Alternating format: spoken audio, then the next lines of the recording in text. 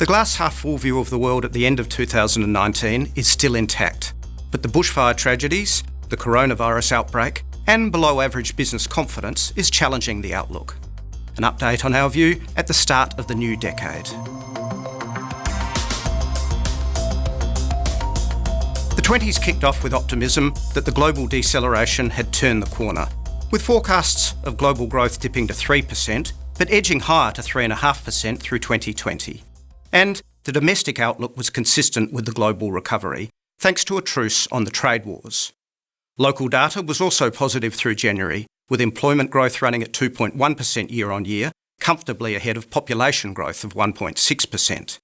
The unemployment rate is down to 5.1% at year end. This good news, together with an uptick in the inflation rate and more gains for property markets, was enough to keep the RBA on hold for February.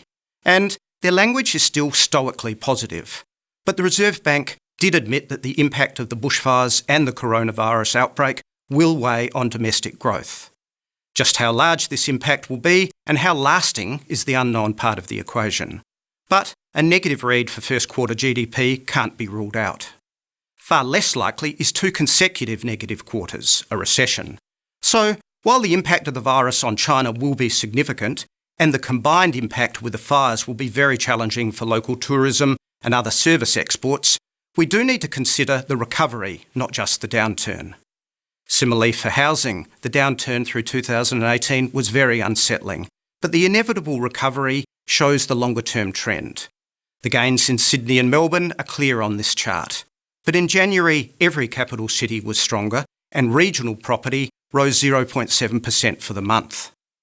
Stronger property prices are one consequence of last year's RBA rate cuts, which will help to offset slower domestic demand. But another impact from the cuts was a lower Aussie dollar, which did recover back above 70 cents at year end, but is back around 67.5 cents now, having been hit by the prospect of China slowing as it tries to contain the virus. The lower Aussie dollar will continue to help, but as for its direction from here, we'll continue to respect 66.5 cents as a key support level, but the brief run above 70 cents over New Year's could be a portend for upside risks. So the 70 cent barrier is also a key trigger level to be monitored.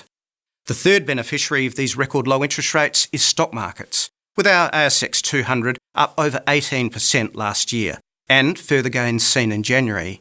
So, having posted a record high of 7,100, you can see it's been a very impressive decade for stocks, even though ours have lagged the USA, especially the Nasdaq.